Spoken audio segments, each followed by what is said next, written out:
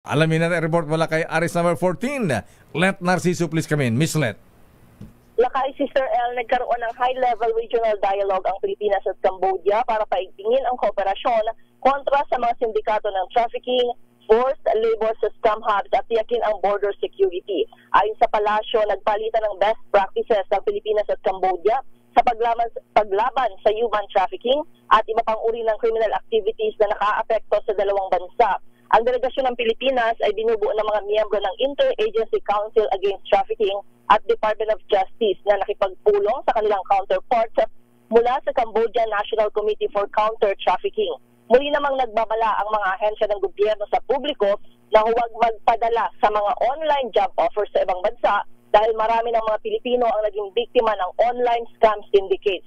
Matatanda ang noong nakaraang buwan, iniulat ng Bureau of Immigration na mayroong mga Pilipino na biktima ng trafficking ang ibinenta sa sindikato sa Cambodia. Lakay? Siguro, i-alert din natin yung ating embassy sa, Miss Let, dyan sa Cambodia at Laos.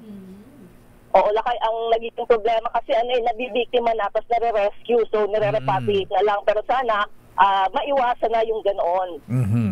At tama po yan, siguro ang immigration maging alert din dyan. Kaya lang ang problema kasi, minsan magiging turista daw sa Hong Kong o Thailand. Ayan, Thailand ang jump point niyan eh. Ayan, tatawid. Tapos tatawid sa border. Ayan, yan ang mahirap.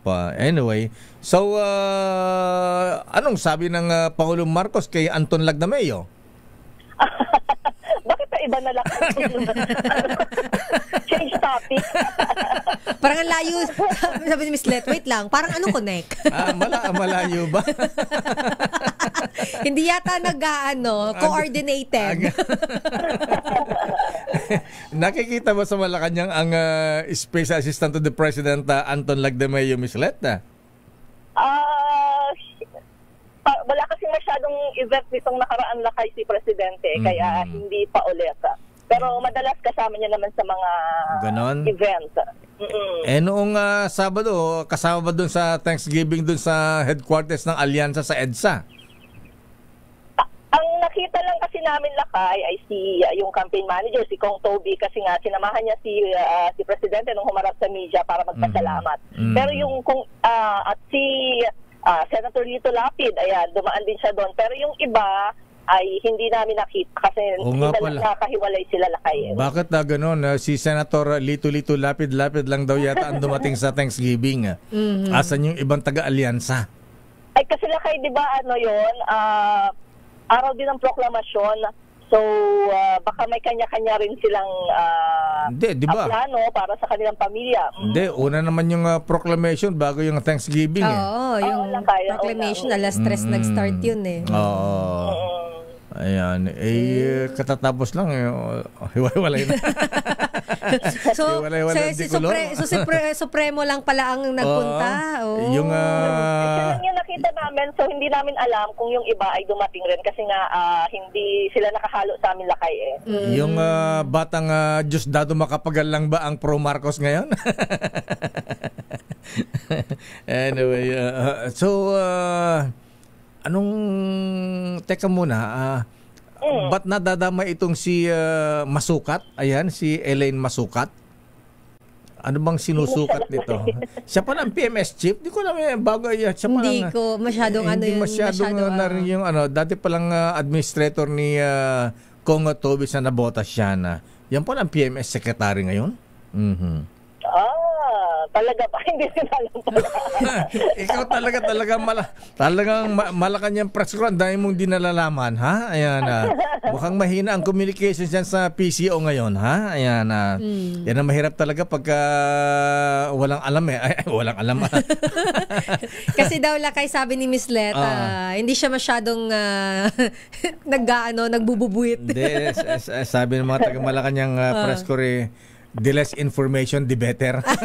Hindi, pero tingin kasi Miss Let, lang yan. Nagkukunwa-kunwarian lang yan. Mamaya, mapag-initan ng Jerwis saka... baka, Pero totoo lang kayo, mas marami pa kayong alam. ganun ba? Miss Let, sila kay lang yon, hindi ako.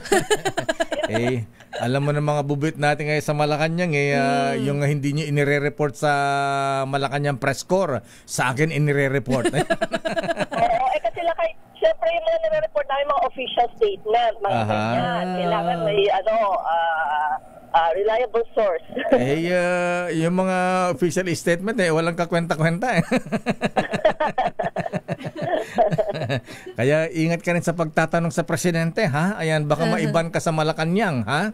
Ayan, PCO, ha? Ayan, may mga medyo malulupit magtanong sa presidente sa ambush interview, ha?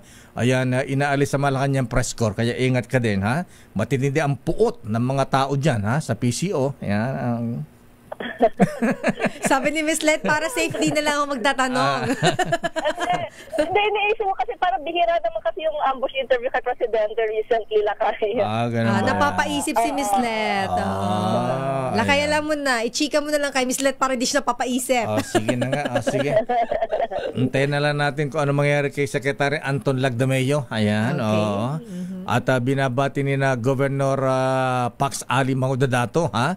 At dating Secretary Teng Mangudadato. Ayan. Ba natahimik ka na? Bakit sila yung specific yung mga pagbati, Lakay? May singilin yata sila. Anyway, sige, yan ang mahirap talaga pag maraming maraming ano bang tawag doon? Maraming nambubukol. Sige na, nagkakabukulan na ba? Agad-agad? At tagal bukulan na. Ayan.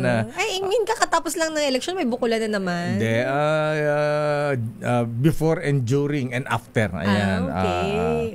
Yung nga pala dyan sa Pampanga, ha? Naku, yung mga politikong yung mahirap din ni Sister El yung ha? Miss Let, yung tatangkwa dito sa kabila, tatanggap doon sa kabila, ayan, pagka nagkakabistuhan, after election, nagkakasingilan dyan, ayan.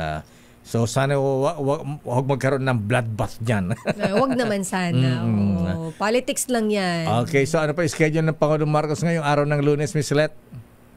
So far, wala pang abiso, Lakay, para sa schedule ng Presidente ngayong araw ng Lunes. Madalas, Tuesday nag-start yung mga schedule niya. Pag Monday, mga private meeting, Lakay. Okay. Baka may private meeting si kay Anton, tsaka kay Toby. Ayan. Tsaka kay Elaine. Ayan. Kapangalan ko pa. Kapangalan mo si Sister Ella. Okay, nga Rod. Maraming salamat, Let mula sa Malacanang. Balik sa inyo, Lakay at Sister El. Dummy.